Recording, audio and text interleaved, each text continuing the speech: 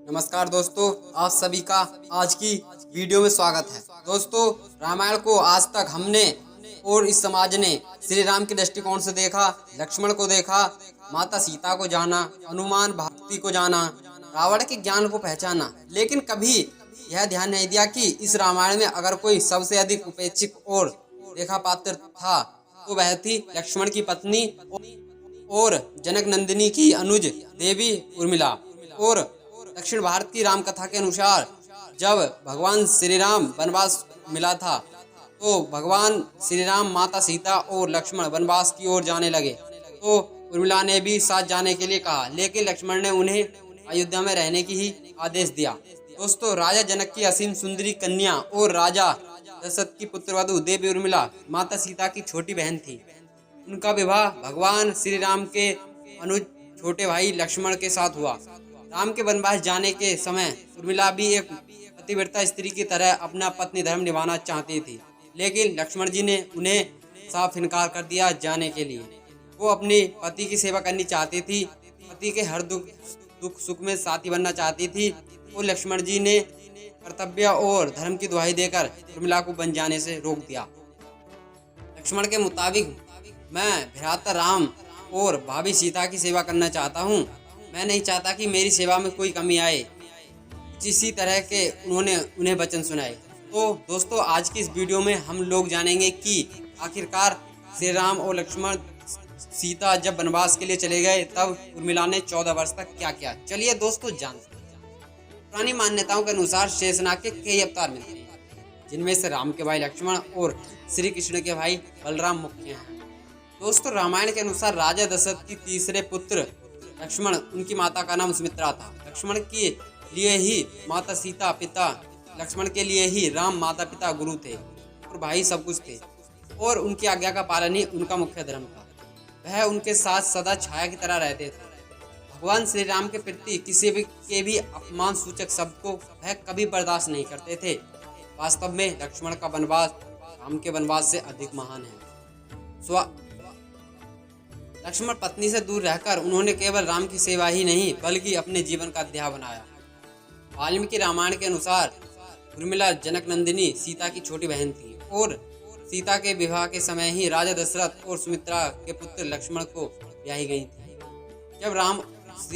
जब राम और सीता के साथ लक्ष्मण बन जाने लगे तो पत्नी ने भी उनके साथ जाने की जिद करी, परंतु लक्ष्मण ने उन्हें यह कहकर मना कर दिया कि अयोध्या के राज्य को और माता पिताओं को आपकी आवश्यकता है। उर्मिला के लिए बहुत ही कठिन समय थे। ऐसे में जीवन की शुरुआत हुई थी। लक्ष्मण की वनवास जाने के बाद उर्मिला के पिता अयोध्या आए और उर्मिला को मायके चलने के लिए अनुरोध करने लगे ताकि वो अपना दुख कम कर सके, परंतु उर्मिला ने उन्हें अपने मायके मिथिला जाने से इनकार कर दिया। कहा कि पति के आज्ञा के अनुसार पति के परिजनों के साथ रहना और उनके सुख दुख में उनका साथ न छोड़ना ही पत्नी का मुख्य धर्म होता है। जब लक्ष्मण जा रहे थे तब लक्ष्मण ने माता उर्मिला से एक वचन और लिया कि वह कभी भी आंसू नहीं बहेंगी, क्योंकि अगर वह अपने दुख में डूबी रहेंगी तो परिजनों का ख्याल नहीं रख पाएंगी। मेरे प्यारे दोस्तों, उर्मिला ने 14 वर्ष तक दूर रहकर इस दौरान क्या किया, इस संबंध में मान्यताओं के अनुसार एक कथा पढ़ने को मिलती है। इस कथा का वर्णन रामचरितमानस आदि में नहीं मिलता। यह है कि रावण के पुत्र मेघनाद को वही व्यक्ति मार सकता है जो 14 वर्ष तक नहीं सोया हो। हालांकि लक्ष्मण अपने भाई और भाभी सीता की सुरक्षा सेवा में इतने लगे रहे कि वह 14 साल तक सो ही नहीं पाए और उनके बदले उर्मिला को सोती रही। लक्ष्मण के वध के बाद जब श्री राम और लक्ष्मण अयोध्या वापस आए और उन्होंने प्रभु श्री राम के राज तिलक की तैयारी होने लगी, उस समय लक्ष्मण जोर जोर से हंसने लगे। तब लक्ष्मण से इस हंसी का कारण पूछा तो उन्होंने कहा कि मैंने इस घड़ी का इंतजार बहुत समय से किया है। मैं अब श्री राम का राज तिलक होते हुए देख सकूंगा, लेकिन अब मुझे निंद्रा देवी को दिया गया वचन पूरा करना होगा जो उन्होंने वनवास जाने से पहले दिया था।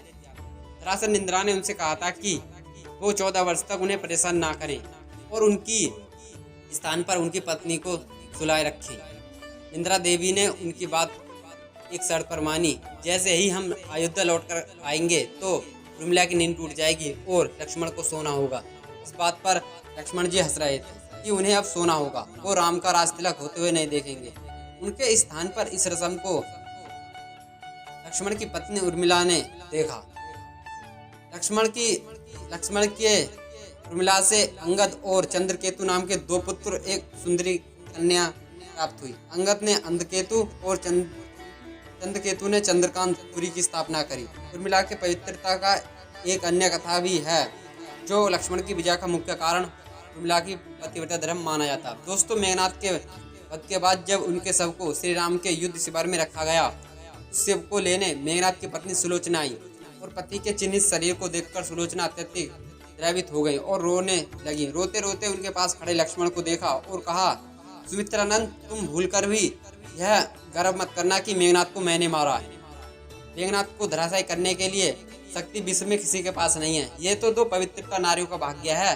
अब आप सोच रहे होंगे कि निंदा देवी के प्रभाव में आकर उर्मिला 14 साल तक सोती रही, तो उनके परिजनों की सेवा किसने की? लक्ष्मण को दिया गया वादा उन्होंने कैसे पूरा किया? दोस्तों, उत्तर यह है कि सीता माता ने अपना एक वरदान उर्मिला को दिया और उस वरदान के अनुसार उर्मिला एक साथ 3 कार्य कर सकती हैं।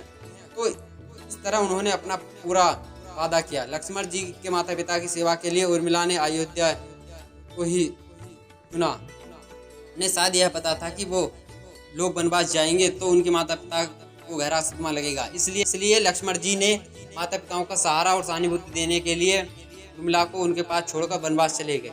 कुछ पुरानी मान्यताओं के मुताबिक यह भी माना जाता है कि उर्मिला के नाजुक कंधों पर बहुत ही उत्तरदायी डाल गए थे कि किसी भी स्त्री के लिए विवाह उसके संपूर्ण होने की निशानी होती है।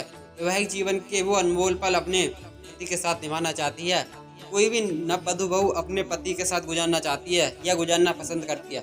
शायद वो पल उर्मिला के नसीब में नहीं थे।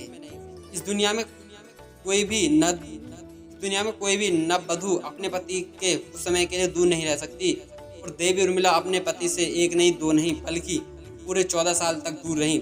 भला किसी भी नवविवाहित स्त्री के लिए इससे बड़ा त्याग और समर्पण क्या हो सकता है? इसलिए इतने सारे त्याग, बलिदान और कष्ट सहने के बाद भी वचनों में बंधी रही थी उर्मिला। रामायण में उर्मिला को सहायता दी गई है। आज तक कोई भी स्त्री ऐसा नहीं कर पाई है। इसलिए वर्तमान की दृष्टि से देखें तो रामायण की सबसे अतुल्य और पवित्र पत्नी के साथ साथ एक बलिदानी समर्पण की देवी हैं उर्मिला। आज की स्त्री के रोल के लिए सबसे सामान्य और पूजनीय होनी चाहिए। तो दोस्तों, बस वीडियो में इतना ही। आपको यह जानकारी कैसी लगी?